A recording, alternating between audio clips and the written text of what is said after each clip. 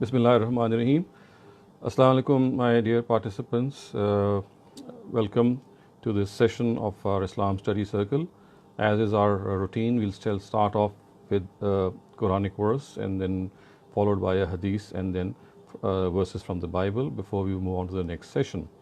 As far as the Quranic verse is concerned, the one that I've chosen for you, which is being displayed before you on the screen, relates to a very, very important area of our life, and that is the rule of law that has to be honored in all circumstances. And before we speak more about it, let me just read out the Quranic verse and also a translation of that verse. So the verse reads, Ya ayyuhallazina amanu atiyullaha wa atiyur rasul wa ulil amri minkum fa in tanaza'tum fi shay'in farudduhu ila Allahi war rasul in kuntum tu'minuna billahi wal yawmil akhir zalika khayrun wa ahsanu ta'wila. Which means, believers, obey God and obey the messenger and those of you who are in authority. However, if you disagree among yourselves in any matter, refer it to God and the messenger if you believe in God and the last day. This is better and more seemly as regards the consequences. So, as you can see, the important area or the important part of this verse is the one which is actually which occurs in the very first clause, and the clause that I am actually referring to is Atiyur Raha wa Atiyur Rasul wa Ulil Amri Minkum, which means that you have to obey God and the messenger, and those of you who are in authority, obeying to God, which is very commonly mentioned in the Quran. However, what is of very importance, extreme importance and significance, is the next clause, which says that you have to obey those in authority. Now, this actually means that you have to obey the law of the land, the area in which you are living, the country in which you are living. You have to live in that country as its obedient citizens. You cannot at all disobey the law. You have to be respectful to the law. And when we say you have to be respectful for the law, it begins with very small things, like, for example, not using your cell phone while driving, observing the speed limits, observing all sorts of traffic laws, and at the same time also observing other laws of the country, which includes not littering on the streets or on the roads, and being citizens who look after the interests of their country and do not disobey the law. And even when they think that they have to do something which their own religion tells us to do, and it might clash with the law of the land, in that case also, the stipulation is that if you're doing something which, or you're following something which in your own interpretation is actually different from the law of the land, then in that matter, although you are not required to obey the law, but then in this similar case, you have to explain your point of view to the authorities and tell them that if you're not obeying the law because of a certain reason, and that reason is that you think that law clashes with your own interpretation of your religion, then that should be a matter of debate between you and the authorities. And ultimately, if you still persist with your own point of view, then you might have to face the law or persecution even from the state authorities. But the inclination or the proclivity of disobeying the law cannot be entertained in any way. And this disobeying of law, we can see this being practiced so commonly that one really feels very ashamed. And whilst living in non-Muslim countries in particular as minorities, Muslims do have this habit of making their own selves in a spot of bother by actually thinking that they can hoodwink the law, they can befool the law. Of course, as far as some of the stipulations of religion are concerned, even though that is not allowed, but of course it can be understandable. But what about lying or perjury? Like, for example, lying on oath that you're going to bring your partner, or you're going to falsely claim that you're married simply that you want to obtain a visa, and then you sign a false declaration and you come to countries like the United States or the UK or Australia or other countries, simply lying on oath, and then again what you do is that you divorce the lady who in connivance with you actually had made this whole settlement. And other areas as well, they need our very, very strong attention. For example, there is this law in the United States and many Commonwealth countries that you cannot marry more than once. So monogamy is only encouraged. You cannot indulge in polygamy or polyandry. So what Muslims do when they reach these Western countries is that they do not declare a second or a third marriage. They do it in their own way between one another through their own nikah muftis, but they do not declare to the state, and they think that this is something which, since their own religion has allowed, so therefore if they start to obey it, it would not be it would not contravene the law of the land. Of course, they don't realize the fact that in this case they are lying and they are hiding something which they have no business to do, which they have no authority to do. If it is an offense in a Western country to not marry again, then we have to understand that marrying more than once is never or was never an obligation of Islam, and hence we are not violating any directive of Islam. It was never a violation, never an obligation, it was an option, and that too in certain situations. So merely to marry, you hoodwink the law and misstate that you have just married once. You do not register your marriage, your second or third marriage, with the state authorities. This is an absolutely uncalled for, and it is a heinous crime in the eyes of the law. Another example that comes to my mind in which we people living in Western countries very openly violate the law is our cousin marriages. We know that there are states in the United States which do not allow cousin marriages, but we actually do not at times disclose that we are marrying a cousin, and again we are guilty of hoodwinking the law. So it has to be understood that we have to obey the law come what may. The writ of the law of the land has tremendous authority. In other words, if I can say that obeying the law of the land is like obeying the Sharia of God, then that would be exactly a precise statement.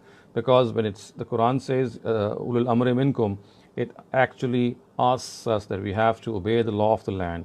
As law-abiding citizens, we just cannot break the law. We have to abide by the law. And when we stop by a red light at night, it's not just that we have been ordained by our citizenship laws that we have to stop at the red light. We must realize that it is our religion which stops us as well, because it says that you have to obey the law of the land. So such is the importance of the law of the land, that if you obey the law of the land, we are actually following our own religion. It's something which our religion tells us, and every upright religion tells its followers that they must not cause anarchy and disorder in the country that they are living in. So now let's move on to the next part of our discourse or session, and this relates to the hadith of the day. And the hadith that I have selected here is being displayed before you. It is selected from the Al-Jami' As-Sahih of Imam Muslim, and let me read out the text and translation of the verse. It says, An Abi Hurayrata anna Rasulullah sallallahu alayhi wasallam qal, ليس الشديد بالسرعة إنما الشديد الذي يملك نفسه عند الغضب. So Abu Huraira reported that God's messenger said, a strong person is not the one who wrestles well, but the one who controls himself in anger. So this is of utmost importance, and you can see that the stress which religion lays on us is that we have to exercise self-control. And when we lose self-control, this is where we know that extremes result. And there is no more an extreme than the extreme called anger, which when arises in us, it can really cause a lot of bother, a lot of problems for us. Hence, it is essential that we control our anger. We need to realize that anger in itself is not a condemnable thing. It is not something of a negative emotion in itself, because if we feel angry at the injustices suffered by people, or if we feel angry when a child gets raped or a girl gets raped, it's all the more important that that anger has to arise in us, but there is a way to express that anger. So anger in itself is not a negative emotion. In its own place, it's something which is required, but again, even after that requirement, there is a method to the expression of our anger. Now, anger is something which is faced by each one of us at some time or the other, and our younger generation that grows up, and we have all passed through this age, we know that in the adolescent age, anger management needs a lot of work to be done. We have to control our anger. We have to advise our younger generation how to control anger. And let me give you some tips in this regard, which might be helpful. So, I would divide these tips into two parts. One can be called the short-term tips, and the other can be called the long-term tips. So, as far as the short-term tips are concerned, they basically relate to delaying our reaction. The more we are able to delay our reaction, the better we will be in responding to a situation, and the better we'll be in controlling our anger.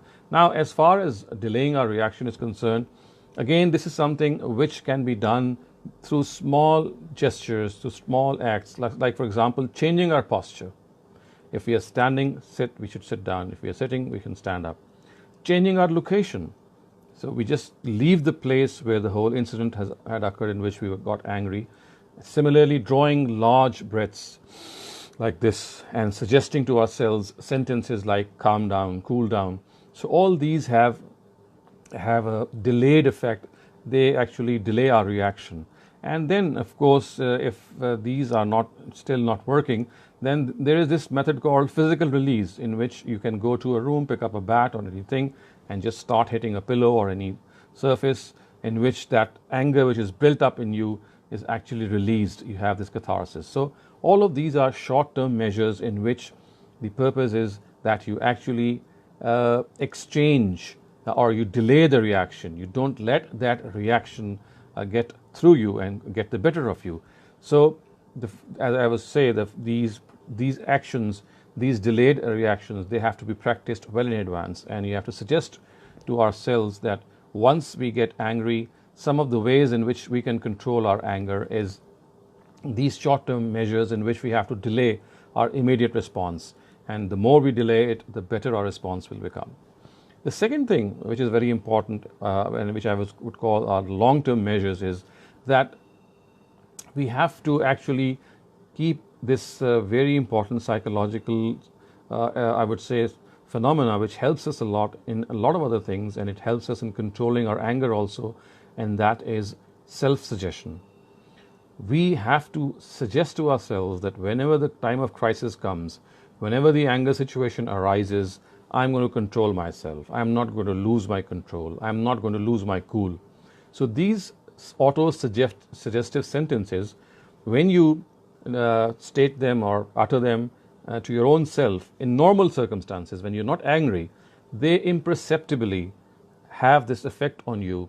They cause this effect on you that when the time comes, when the crunch time comes, you recall those sentences, and you have that time in which you actually can control yourself much better. So one of these very effective long-term measures is this phenomenon called autosuggestion, in which you actually suggest to yourselves when you're not angry that whenever I get angry, I'm not going to behave in a manner which is not befitting for me.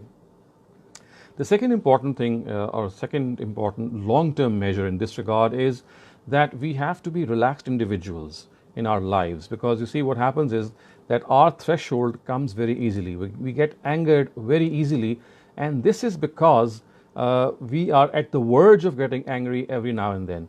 So if we are relaxed individuals, like for example, we take life easy, we take life in a very comfortable and a positive way, the threshold which will be required for us to reach that anger situation will increase, and it will give you more time and a bigger buffer. And as I said, the best thing for that would be, one of the best things I would say, is a physical workout. So things that we enjoy the most, and this includes physical workout, this includes many other things, they tend to relax us. So if we are relaxed individuals in our normal lives, in times of anger, that threshold of anger will come much late, and we'll be able to control ourselves much easily. It is because that we are generally not relaxed individuals. Generally, we are prone to extremes. We are always agitated. It's like a permanent state of agitation that we are in. When we are in a permanent state of agitation, that means that our threshold is very small, and a little, very small prompt, a very small stimulant will then make us cross those limits. So this is very important. And the third thing is that we have to realize that one of the things which makes us impatient and angry is that we want favorable results according to our own expectations. And here we have to trust God. We have to trust God and see that there is a grand scheme of things according to which the Almighty is actually treating us and dealing with us. And not everything happens according to when that grand scheme of things comes into play. Not everything happens according to our own understanding, according to our own expectation.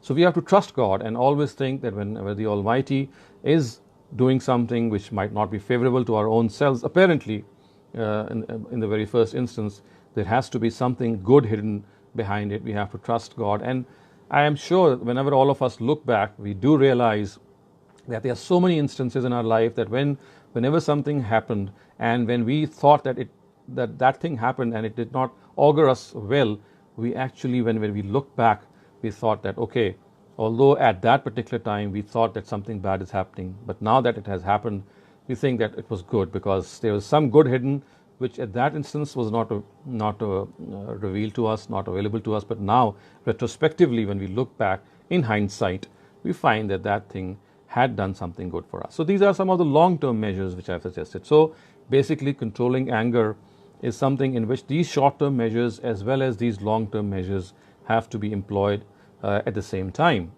And finally, let me also point out, my dear participants, that if in spite of all these measures we fail to control our anger, then we must immediately go and apologize to the person with whom we spoke badly or harshly or did something bad. Because this is something, if in spite of our control we could not do so, then the other best thing that we can do is go and make amends, say sorry to that person, and if we did something bad, we actually offer a compensation for that. So this this has to happen every time. Whatever evil we commit, whatever vice we commit, it's not just with anger. Any bad thing that we commit with another person, any wrong act that we commit with the other person has to be compensated, has to be apologized. And when we start doing this, this act of apology in itself is actually a self-correcting process, and it's a self-correcting mechanism. And the more we apologize to the other person, the more it will become easier for us in future not to behave in a rash way. Right, now let's move on to the third part of our segment here. This is the first session, and this is a verse from the Bible.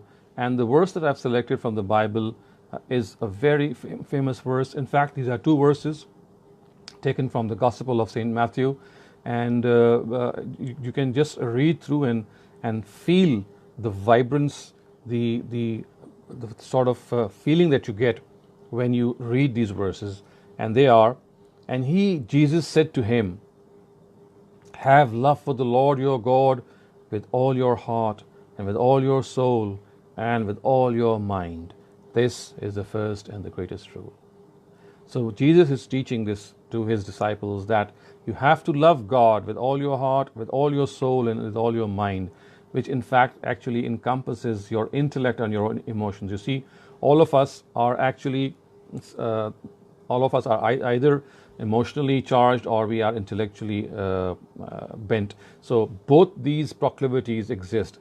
People are either more intellectual and less emotional, or they are more emotional and less intellectual, or there's a third category in which they are intellectual and emotional at the same time, and they are balanced individuals.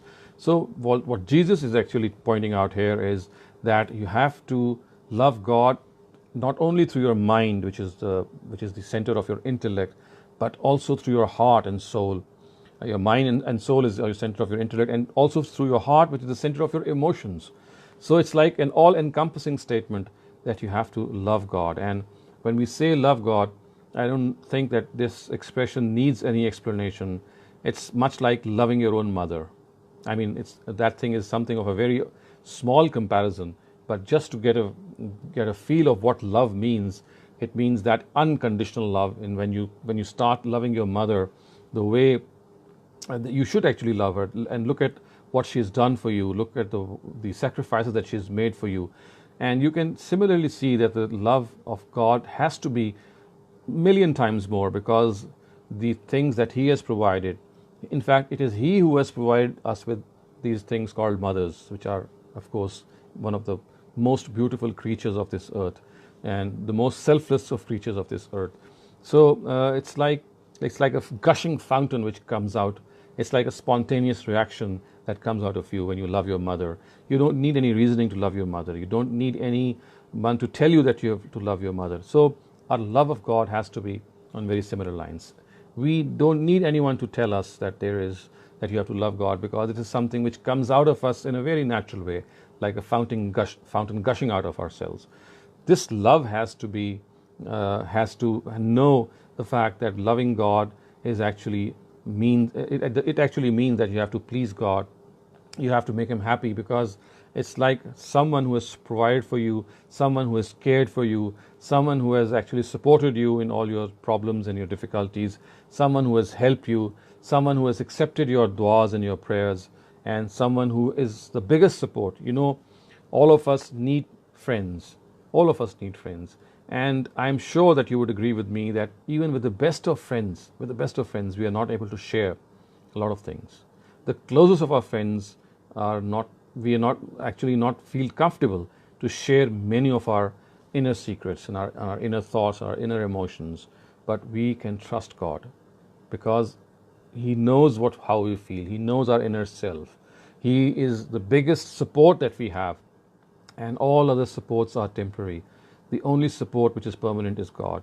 So although we can make friends, and we should make friends, because friends have their own place, but let us make God as our biggest friend, as our greatest friend, because He is one friend who's going to be there for us all our lives. We can fall back on Him. We can speak to Him. We can talk to Him. We can trust Him. We can share everything with Him. We can argue with Him. We can do all sorts of conversations with Him. And there is nothing more reassuring, nothing more comforting than this strong relationship with the Almighty. It is the basis of all your religion. It is the basis of all our actions. In fact, it is this basis which actually tells us that there is going to be a hereafter in which the Almighty is going to question us, because if in this world He has given us a lot of favors, a lot of gifts, then this cannot be without a purpose. And hence this love of God actually leads us to this notion of accountability, to this notion of the fact that we have to be answerable to God for whatever He has given us.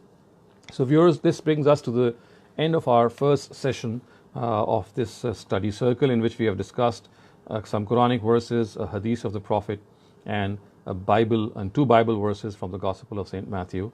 And before we move on to the next segment, let me know if you have any questions regarding this part.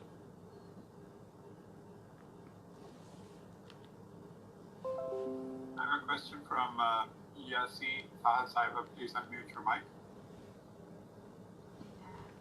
Assalamu alaikum. I have a question that's kind of related to the anger problem. Sometimes we have close ones, close relatives who really care and love us a lot. We know they really care, but then they tag it with expectations, right? And when those don't happen, they are mostly upset or angry with you or with everyone. And it's really hard to explain it to them that their love or caring is becoming a burden instead of a pleasure. So how should we deal with such a situation or such a person? How should we approach it? Well, that's something which does happen very commonly. And I would suggest that the first thing that needs to be understood and maybe made a very important guideline is that we have to be patient. You see, when we find out that people are not behaving the way that they should behave with us, this in itself is a form of trial. This in itself is a form of test. And when we say that life is a test, and when we say that life is a trial, then what else does it mean than this? That we are tested, we are tried by other people, by the attitudes of other people, by the circumstances that we are in. And one of these trials and one of these tests is how other people behave with us. They don't behave in the optimum way. They don't behave in the way they should behave. And the example of the situation that you have pointed out is again one of those situations in which we are actually facing a trial or a test. And this trial and a test has to be taken up as a challenge. instead of getting frustrated or disappointed, we have to find ways and means to deal with the challenge. We just cannot run away from our relatives. We cannot forsake them if they are close ones or near ones. We have to deal with them. We have to learn to deal with them and take it as a challenge and take it as a test which the Almighty has actually made us go through so that we can earn more reward. And this varies, I would say, from case to case. There are several tips which can be given, but the bottom line is patience, steadfastness, have a smiling face. Let not the other person think that you are angry with him or her or you're frustrated. Always have a very, very pleasant countenance, a very pleasant disposition, a very smiling face. This in itself has a calming effect on the other. And always realize that if you are bearing the other person's behavior, we ourselves are not perfect. There may be instances in which he or she is also bearing our bad behavior without us realizing it. So it's like a reciprocal thing. So by looking at our own faults and by showing patience and steadfastness and putting up this smiling face, I know these are difficult things, but then, as I said, this is the whole challenge of life. This is the test that we have made to pass through, and we have to think of ways and means in actually passing through this challenge in a very, very befitting way. Thank you. If I can ask a question, please. Right. It's my understanding that most of your advice, does it relate to anger out of frustration? Because I believe a lot of times anger results, it has to do something with our ego as well. Mm-hmm. Is this advice applicable to those situations as well, or that has to be looked at and analyzed and dealt with differently? That is equally applicable, and you see, one of the things which makes us angry is this ego which gets hurt. You see, people can have a large ego, they have a big ego, they have an ego which gets hurt. So that again is something which needs to be analyzed, that why is that happening? You see, when you have a hurt ego, why we have to analyze it. Why do we get that hurt ego? Why do we hurt our ego? Why do we find that it is that wounded ego or that wounded pride in us? The reason for that is that we don't expect results according to, we don't actually find results which are against our expectations to be congenial to us. It hurts our ego. And we have to realize that there is a grand scheme of things in which if results are coming out in a different way, and as a result our ego is getting hurt because of that, we need to realize that we have to find out that there is a way from the Almighty. He is giving us a signal that if things are not happening our way, they are actually happening His way. And there has to be some good hidden or concealed, which we might not at that time decipher or detect. So the bottom line is that yes, it relates to this situation.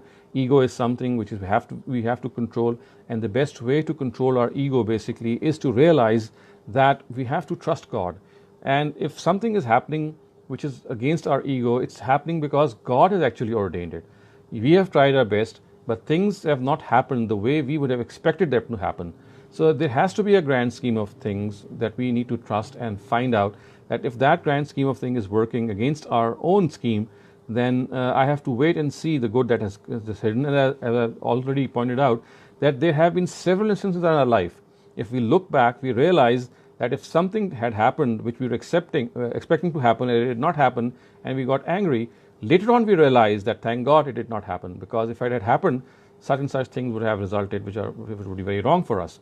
So and also finding out that if our ego is getting hurt, this is because we think that we are the main planners, we are the people whose execution should be followed. But we have to realize that there is a greater planner than us, and is God. And if we submit to God and to His plan, we will have the ego problem that we have will inshallah be overcome. Very much. We have no more questions. So, you can proceed. Okay. So the misconception or the issue that I would like to raise and discuss in the next session relates to a very important social issue, which actually you can find very rampant in most Western countries where Muslims live as minorities.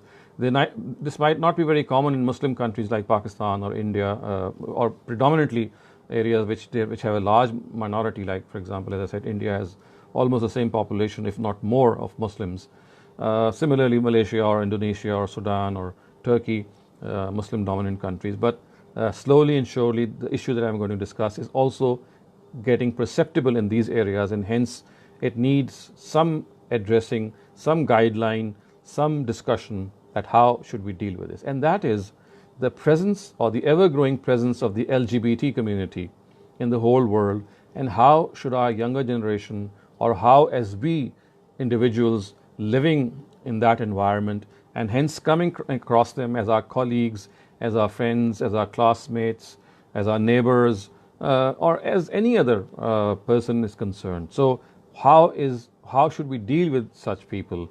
So this question has become important, or assumed a lot of importance, because as you would see, most of the parents who face this question, they end up either scolding their children or telling them off that they must not make friends with such people, they must not bring them home, they must not go and visit them, they in fact should stay away from such people, and hence live in isolation.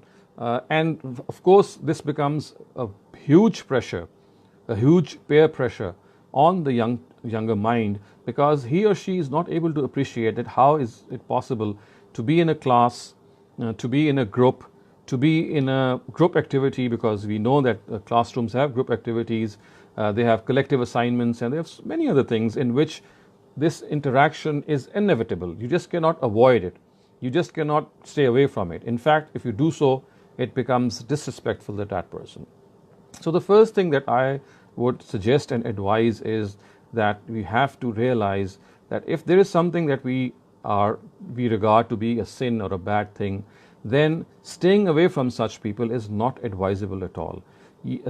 As I repeatedly say, that you can be averse to the sin but not to the sinner. You just cannot run away or you just cannot evade people in a society that you live in. You have your own point of view, you have your own view of life, other people have their view of life. You need to respect other people's orientation, you need to respect other people's view of life. This is because when you live in a society, you live with this basic value called freedom, liberty, to choose the path that you think is right, and let the Almighty decide if a person is doing something wrong, or if he needs to be punished, or if he needs to be looked after. This is something between him or her and God himself. It's not for us to decide.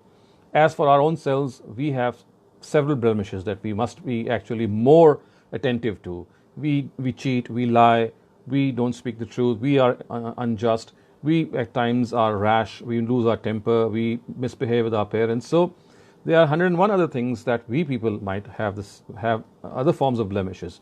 So running away from the LGBT community or regarding them to be people who are eternal sinners or someone who have to be hated, this is an absolutely wrong notion and a wrong idea, and a very, very unhealthy attitude. You can have your own opinion about a particular thing, but you cannot hate people for that, because when people adopt a certain way of life, the Almighty has given them the choice. Had the Almighty not given them the choice, He would have, of course, made people do the same thing as all of us are doing. He would have compelled us to do what is good. Because it is the Almighty Himself who has given people the choice to do what they want, and then it is He who is going to take their account. It's not us who's going to be answerable for them. So we have to first of all realize that running away from these people or not making friends with them is just not on. You behave with this community the way you would behave with other people. Of course, there is a subtle distance that you can maintain, but willfully advising your children that you must not bring them home or you must not meet them, I would not recommend this attitude at all. On the other hand, the attitude I would recommend is that it's like saying that we love everyone and hate none. And if we have to hate something, we hate the sin and not the sinner. And this can only happen if we make friends with those people, if we behave normally, and if someone is doing wrong, we are not participating in that wrong that we ourselves consider to be wrong. Because when a person is doing something, he is not necessarily doing that because he thinks that he's doing the right thing. At times people do, they have their own choices. So imposing our own choice to the other community is not at all advisable. We do what we think is right, let other people do what other people think is right, behave in a mutually congenial manner, with a reasonable distance. We can make friends, we can of course have a normal conversation, and of course such issues don't come up in discussion, and you don't need to raise these questions. But if ever they are raised, one can express one's own opinion that this is something which we disagree very strongly, but we give the other person the right to behave and act, because this is a God-given right. We are no one to stop them. We can express our opinion in a very friendly way if we are asked, but we are no one to tell them off or to think that we are superior to them. One of the things which takes us away from people is this feeling of superiority that we might have as a result of not doing something that we think is wrong, which the other person is committing and which we are not. The proper attitude in this regard is to concentrate on our own evils and misdoings. We have to go through this process of self-accountability, which I often try to raise in these sessions, that instead of looking how other people are or how other people would fare before the eyes of God, instead of judging people through these things, if ever we have to judge, we should judge our own selves, because in our case we do have the data, but in the case of other people we do not have the data. We do not know what problem the other person might be going through and what excuse he might have, and how the Almighty might actually look down upon him or look at upon him with favor or with other emotions.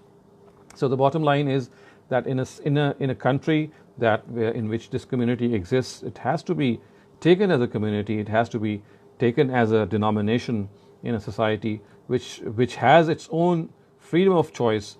It has its own right to select a way of life. We might not agree with it.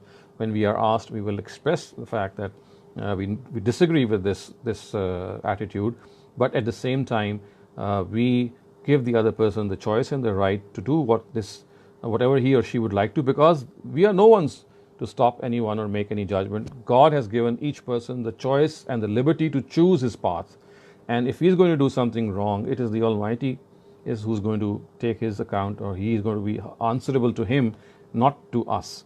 As far as we are concerned, instead of looking at other people and thinking of their sins, it's much more worthwhile to look at our own sins. It's much more important to critically evaluate our own lives and to go through this process of self-accountability, which actually revolves around our own self-evaluation. It focuses on the fact that we have to become good individuals, we have to become upright individuals. We cannot decide the fate of other people. Every person has a right to his own view or her own view. We have a right to our own view, the other person has a right to own view. We do not have the right to judge people. We cannot be judgmental. We cannot have these sweeping statements that we give. This is the prerogative of the Almighty only, and therefore we must stop behaving as God. We must stop behaving as prophets. We are ordinary human beings, and as ordinary human beings we have our own problems and our own blemishes to look after, and dealing with this community which is ever growing is I know it's a big challenge. It's easier said than done, but if we think, the only thing which I would point out here as my last point would be that if at all that we think that we ourselves might be drawn into this sin that we would not like to of course get into, only then is this advisable that we keep this more distance with this community. Otherwise, with a reasonable distance, if we can maintain cordial relations, this is actually what is required. And I must remind all of, including myself, all of you, that remember what Jesus had said in the Bible when he said that I have come not to the righteous but to the sinners.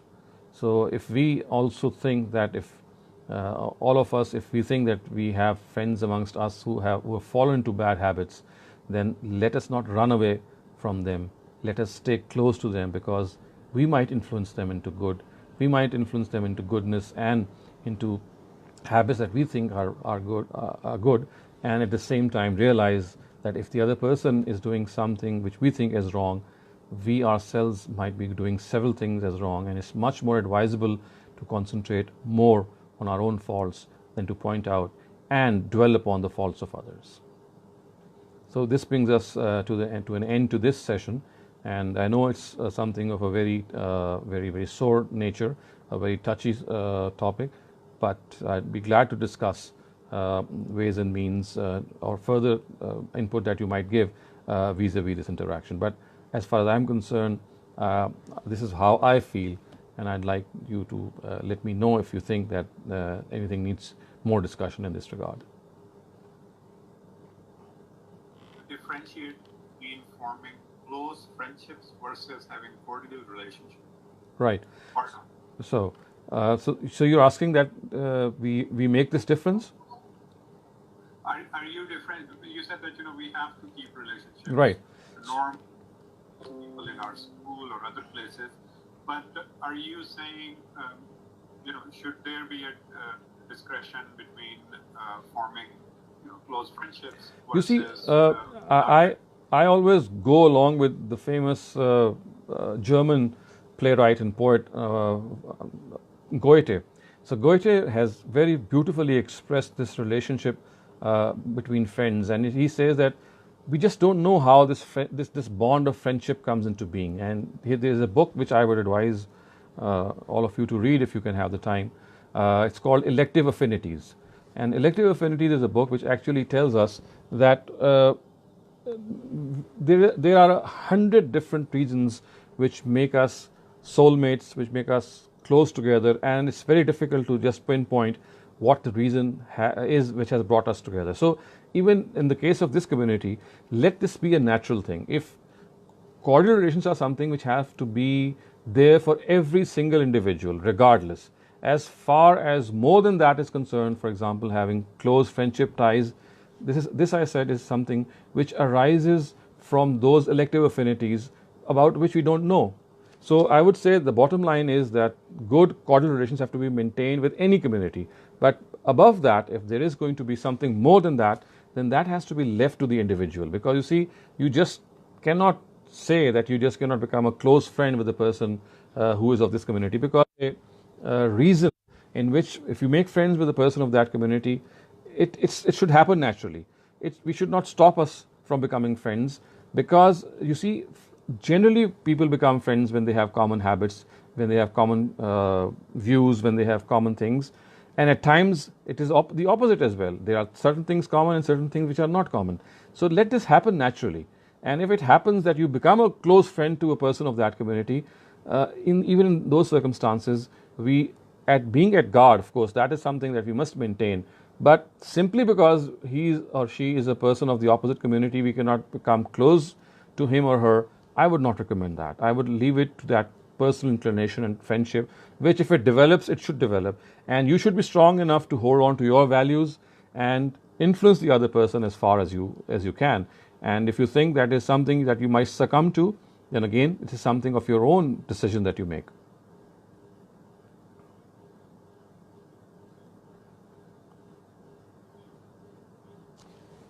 That age, it's a very impressionable age, and company matters.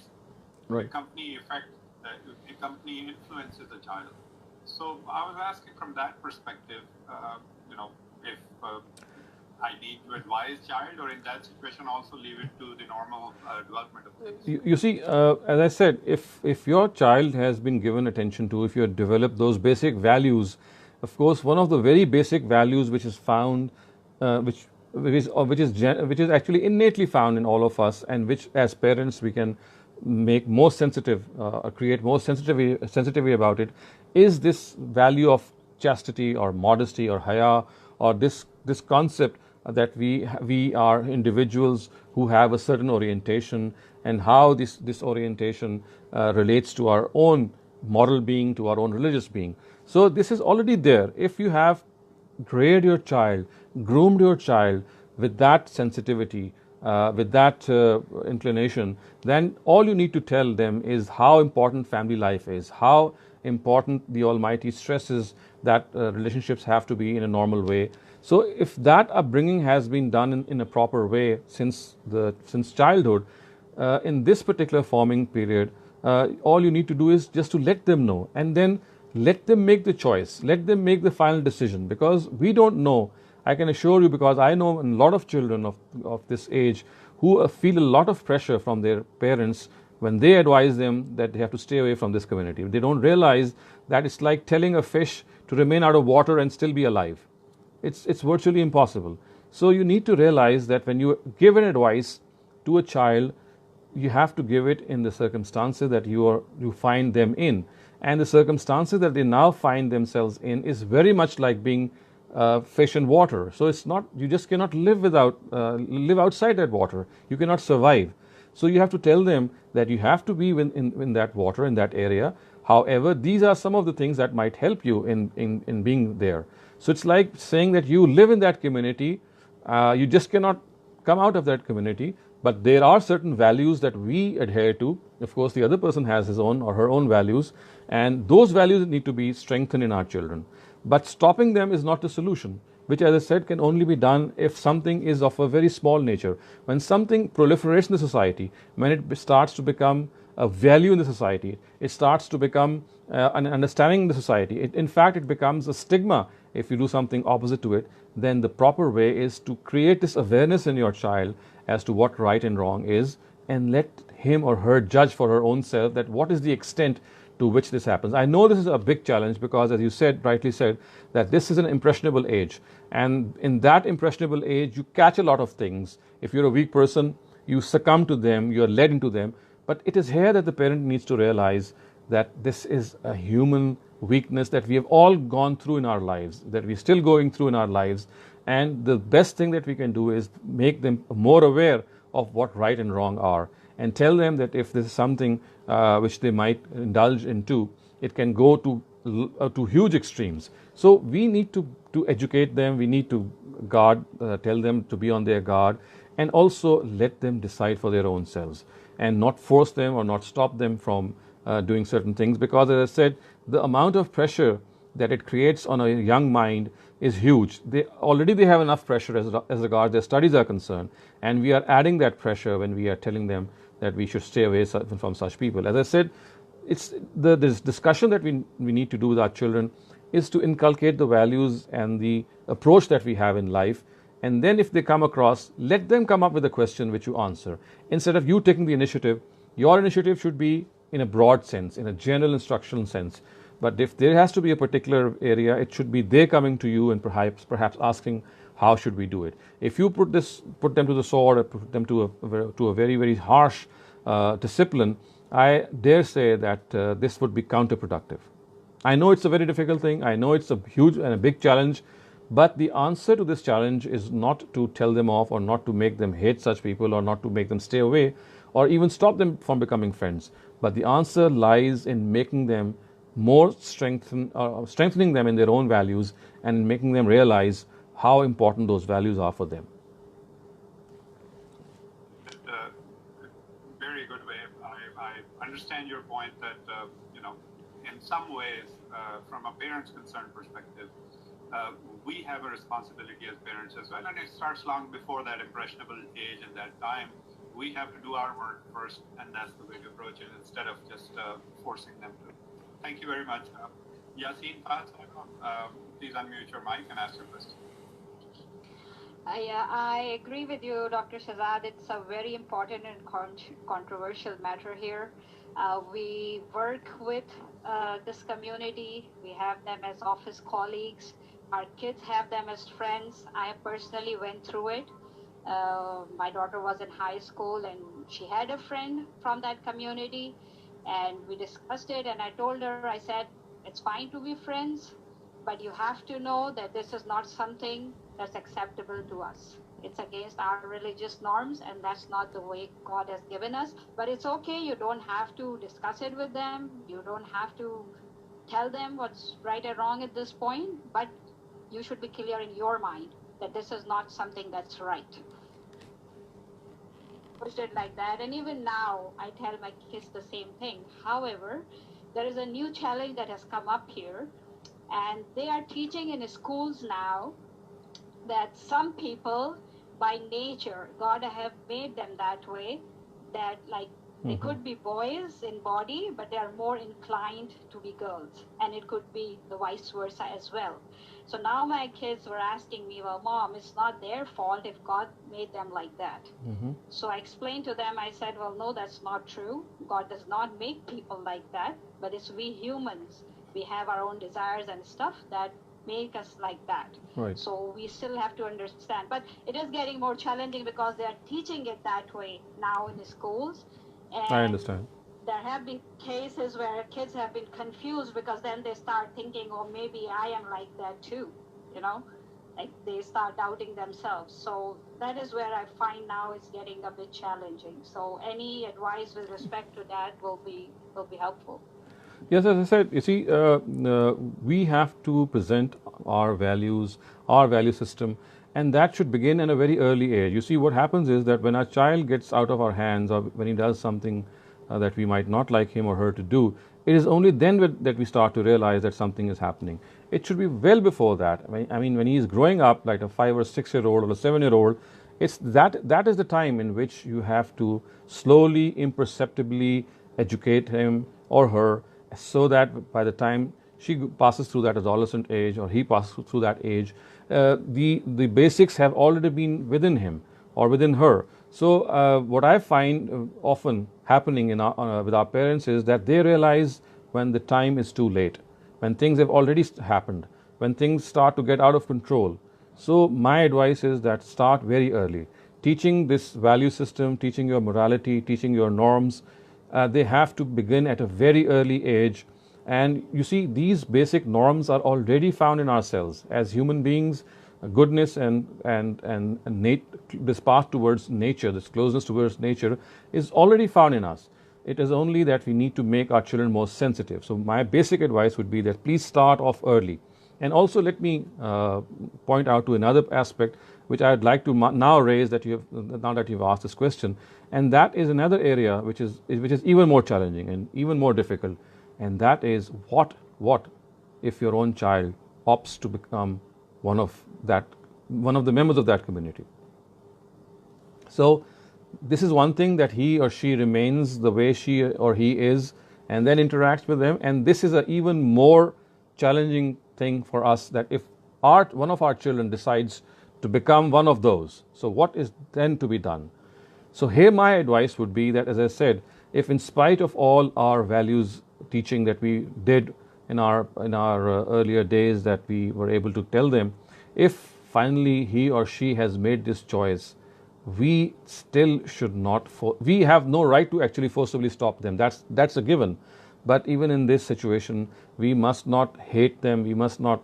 I have seen parents telling or threatening their child that you just leave this house, don't come to this house, don't sleep here, and you're just like no one to me. No, that's not the right way in any case. Whatever your child is, whatever mistake he commits, if this is one of the mistakes that we think that he has done, again, dealing with such a child or with such a mistake needs a lot of technique. And I would say it's a skill. Child parenting itself is a skill, as you would all know. Parenting is something which needs to be actually learned. And one of the rules of parenting is that when your child is a grown-up child, he or she has his own personality, then, as I said, you cannot impose your personality on him or her. She has now or he has now developed into a full-grown human being. And if he has or she has chosen to be an LGBT, much to your own dislike, then he or she has been given this freedom by the Almighty.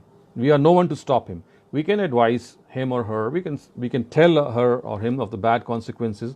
All the suggestions that we have, we can come up with them. But it's not advisable at all that we start hating them or turning them out of our houses or dealing with them as if they are untouchables. No, that's not the way. Because remember, as I said, each individual, once he or she grows up, he or she has the right to accept, to chalk out his own frame of life, to chalk out his own opinion. If he chooses to become a person of that community, well, we can do nothing except in our own good faith and in our own good friendship with him or her, try to tell him or her how this would affect him or her. But that's it. we still have to remain friends and still respect that he has been given this choice. It's like being given this human right by the Almighty. We are no ones to forcibly stop him. Of course, we can advise and do all the other things that we can, but forcibly stopping him or her, or getting angry at him or her, or threatening him or her with dire circumstances or dire consequences is not the answer or is not the solution to this problem. The solution is to getting close, to still having that bond of trust between one another, and then even if that does not help him or her in for example, accepting this, that this is something which he or she has been given the right by the Almighty. He and she has been given the right to choose a path for himself or herself, because of he or she is going to be answerable for that path to the Almighty, not us. And therefore, this is a bigger challenge, that if our children take up this lifestyle. But again, the only answer to this challenge is this friendship, is to increase our love for them. And if they insist that they would like to do what they are doing, then we have to accept that this is how they have made this choice, and we have to respect this choice. I know it's difficult.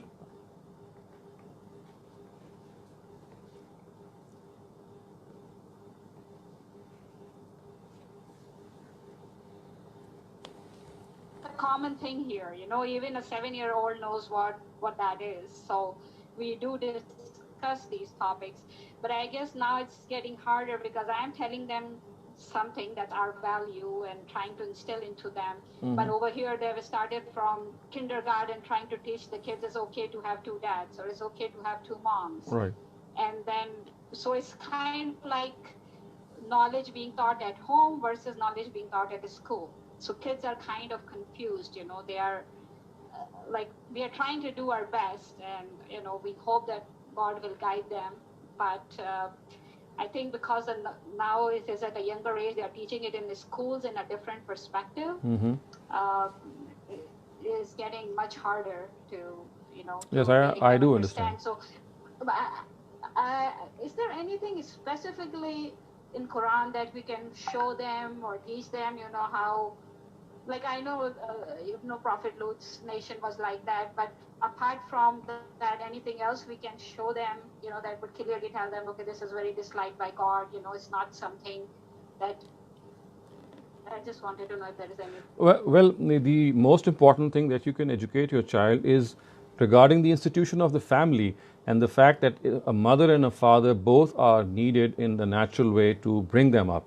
You see, single parent families or same gender families, they actually have some void in them, and you have to educate them that the scheme of God is that a mother and a father, a biological mother and a father, both are required for the upkeep and grooming of the child, and how the institution of family is protected through them, and how a child needs the love of the mother and the love of the father at the same time. And if he has either of them, then there is something which gets missing in his personality. The scheme of God is that they need both these individuals in their life. So it's like actually telling them the importance of the system of the family and the role which a father and a mother play, and how when we start indulging in these activities, do we actually jeopardize the family system, and we actually don't realize that the child who's going to be there, or maybe not, maybe in a different way, he or she is going to be reared in a way in which there's going to be something missing. And of course, this is something which we would be depriving him of or her of. So I would say that it's like telling him or her, or educating him or her on the importance of the system of the family, and how actually it is the basic building block of the society that we live in. And on this institution depends the basic upkeep and the upgrowth of a family in a society.